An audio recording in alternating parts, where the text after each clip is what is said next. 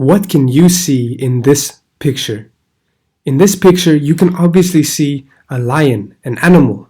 But other than this, we can also see plants in the background blurred or right here, right? So the purpose of this video is going to allow us to see what the difference is between an animal and a plant on a cellular level, because we can easily see the difference between an animal and a plant just by looking at it, right?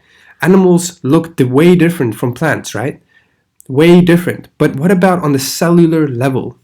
So we're going to be comparing between plants and animals, plants versus animals. And when I talk about animals, I don't only mean wild animals. We, humans, are also considered to be animals, okay? So that's what I mean when I mean animals, okay? So now look at your hand or your arm or anything real close. What do you see? When you get close enough, it starts to get real blurry. And we could not see our cells, right? When we get really close, we just see it gets real blurry. We don't see any cells. Now look at a plant really closely. What do you see? You also do not see cells. It just gets blurry as your eyes can't zoom anymore. It can't look any more closely. Now, what about when we use a magnifying glass? Let's look at this plant. What would you see? Maybe you'll see a picture a bit more clear, a bit bigger than with your eyes, but still, do you see cells? No. That's the same case with an animal. You cannot see cells yet with a magnifying glass. Now, what about, let's use something much bigger. What about this? What about a microscope, a light microscope? Let's take a piece of this plant, put it under this microscope right here and view with our eyes. What can we see? We can see cells. Finally, so with a microscope, we're able to see cells. And bear in mind, this has a far, far bigger magnification than a lens, a magnifying glass. So even if we take a bit of this leopard or a bit of our own skin and we put it on a little glass piece and put it here to look at, we'll also be able to see cells. So, but with a light microscope, we cannot see the organelles inside cells. We can only see the outline of the cell and the nucleus. Okay, so we can't see that much, but we can see the cells at least. So in order to see the organelles inside the cell, we would need something called an electron microscope. That kind of microscope is even better than this one, and it will allow us to see organelles. So let's say we use an electron microscope to look real close at this plant. What will we see? We'll see a whole lot of this. This entire plant is made up of billions of these cells. Same with this animal. This animal is made up of a different kind of cell. So not a plant cell, it's called an animal cell. Okay, so these are quite different. They are also very similar, but they are quite different. So plants are made up of plant cells and animals are made up of animal cells. So we're going to real quick look at some differences between animals and plant cells. So by the way, if you're just here to see all the differences, here I made a small table comparing plants and animal cells, all the plants and all the animal things. But I'm going to talk about them anyways now, so in detail. So let's get to it. So here we have an animal cell and here we have a plant cell. You notice this diagram looks crazy. There's a lot of words, but all I'm trying to show here is that all of these lines that are this color are the same for both animal and plants and animal cells. So all of these organelles are the same.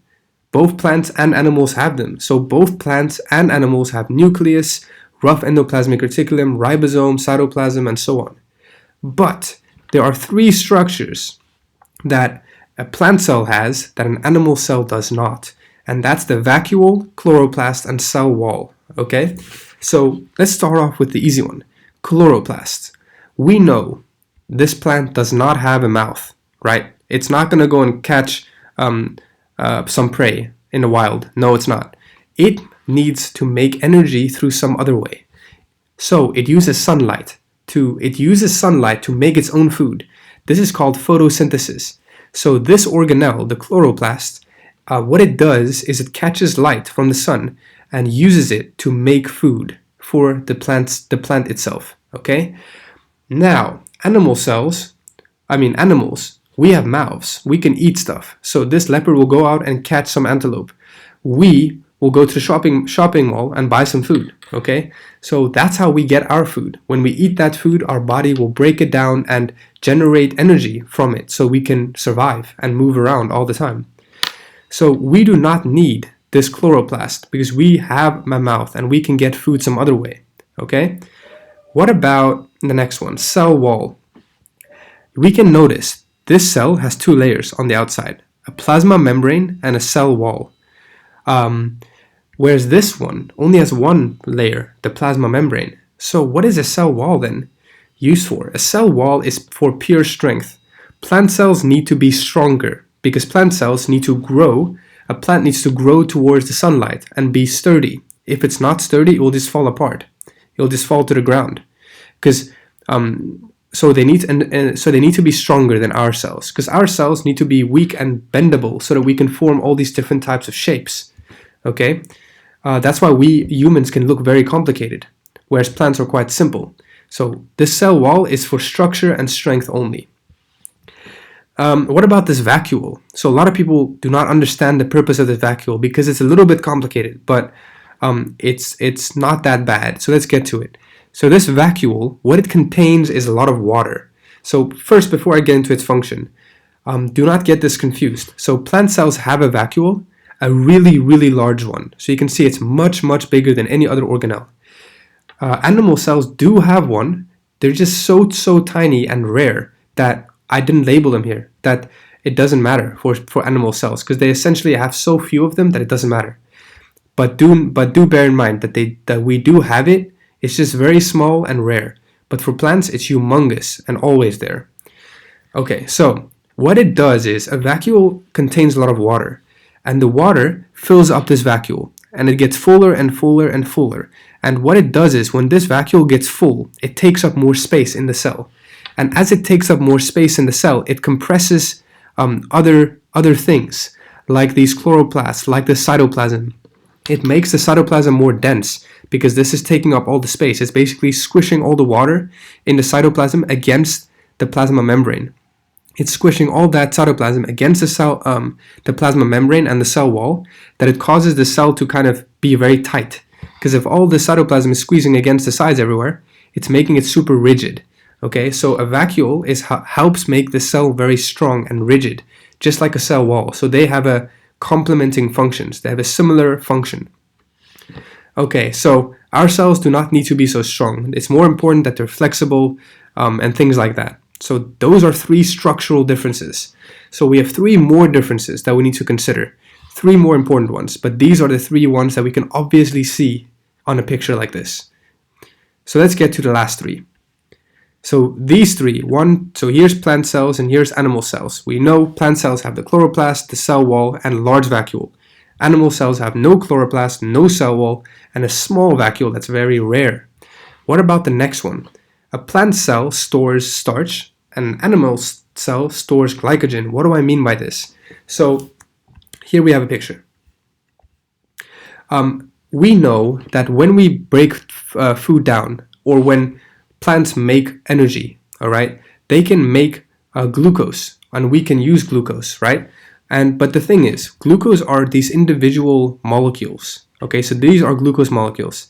And I put a beta sign on them because our glucoses are beta glucoses. So animal cells have beta glucoses, whereas animal cells have beta glucoses, whereas plant cells have alpha glucoses, like this.